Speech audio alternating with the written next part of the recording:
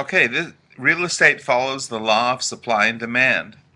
From 82 through 90, there weren't any foreclosures. There were very few foreclosures, and from 82 through 90, demand was greater than supply. In fact, under Ronald Reagan, as they spent money on Star Wars and they had the trickle-down effect, we had a lot of people were hired and they bought homes, and real estate doubled under Ronald Reagan and the first couple of years of Bush Sr. Then we had the aerospace recession. From 90 through 95, real estate collapsed during that time, during that recession.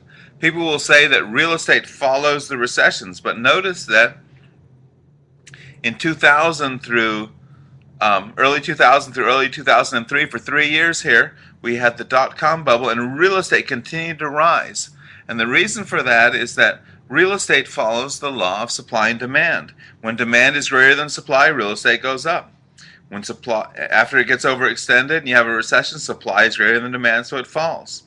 When foreclosures quit increasing as the banks sell off the foreclosures, you've tightened supply a little, so prices get a little stronger. And from 95 through 98, real estate went up about 30%. Then when the foreclosures dried up, we had this 8-year run-up. We had an 8-year run-up here, an 8-year depression, an 8-year run-up. And here in this recession, from 2006, I've put here 2016. I'm expecting this recession in real estate to take an extra year or two. Notice over here you have 8 years up, 8 years depressed, 8 years up, but here I have 9 or 10 years depressed. And the reason for that is, when we look at this other graph here, we see that in America, every 40 years we have a major recession that lasts a decade. It happened in the 1890s. We had, after several decades of lowering interest rates, we had a decade of recession.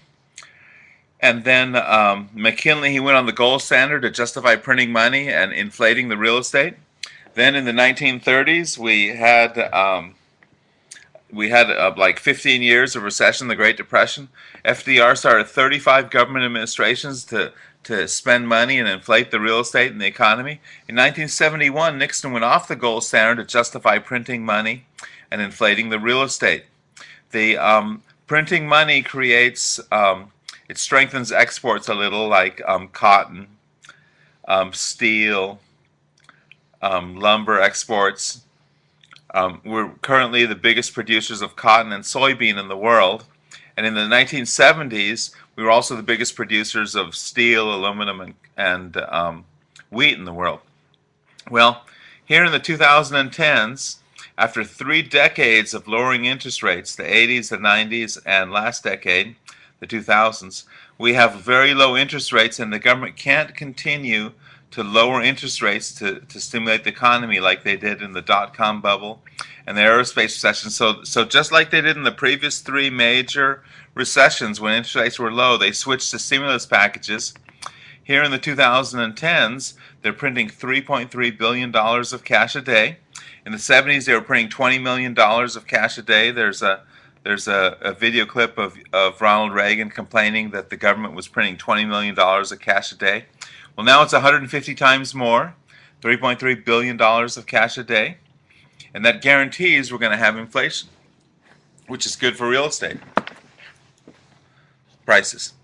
And so, if we look at this graph here, we see that the law of supply and demand works like this. And in the 80s, from 82 through 90, when real estate went up, we had regular sales, that's from owner to owner, and also new construction. And in the census of 1980, we had 222 million Americans. In the census of 2010, we had 310 million Americans. That means that the U.S. population for 30 years has been growing at just slightly more than 2.75 million people per year. And so what happens is, since there's about one housing unit for every 2 people, we can sell about 1.2 million homes a year, new homes a year. Well, in 2006, they were selling 2.2 million homes a year, far more than they possibly could sustain, and so they were overbuilt and prices fell. Notice that in the aerospace recession, after an 8-year run-up, they were overbuilt and prices fell in the recession. In the dot-com bubble of 2000, 2001, 2002, we had a recession, but prices continued to rise because of the population increase and demand was greater than supply. So in 2006, after being overbuilt for 3 years, they were way overbuilt for 2004, 5, and 6. Then when the economy started to reel and real estate started to fall, we had a major collapse in real estate. So notice that real estate primarily follows the law of supply and demand as opposed to economic fluctuations.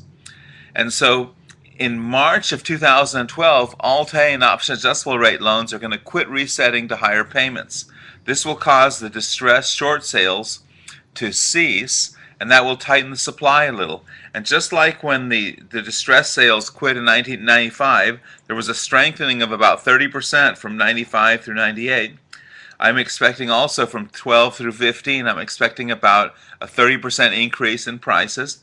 Then around 2015, I expect all foreclosures to be sold off by the banks. That will tighten supply a little more, and then I expect demand to far outweigh supply, and then I'm expecting a 700% increase in prices between 2016 and 2027. If it doesn't happen like that, between 2016 and 2022, I expect at least a 4 times jump in real estate. If it continues to rise, if the economy strengthens, then I expect it to do a very similar thing that it did in the 70s. In the 70s, the last major inflationary cycle, when the foreclosures dried up in 1975, and remember they were printing $20 million of cash a day, when the foreclosures dried up in 1975, from 1976 to 1987, for 11 years, real estate went up 8 times in price in America. And I'm expecting a very similar thing from 16 through 27. I'm expecting a 700% increase in prices, that prices will go up 8 times in price. And so the best thing you can do is buy a home before 2016 and just hold on, because by the end of the decade you'll be paying less than rent for your own home, and that will set you up with a low mortgage payment the rest of your life. And that's my number one recommendation is before 2016, buy a home with a fixed loan, and by the end of the decade you're paying less than rent for your own home. This has been Alan Kendall. Have a nice day. I hope you enjoyed the video. Bye-bye.